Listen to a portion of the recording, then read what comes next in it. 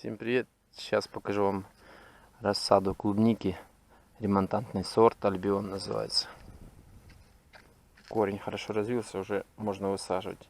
Но тут вот вам хочу показать. Клубника. Горшочек маленький, грамм 200, наверное, земли. А вызрела. Я не думал, что вызрет.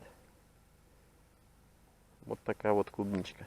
Сейчас надо скушать, это уже началось перезревание. Все. В этой локе безобразник.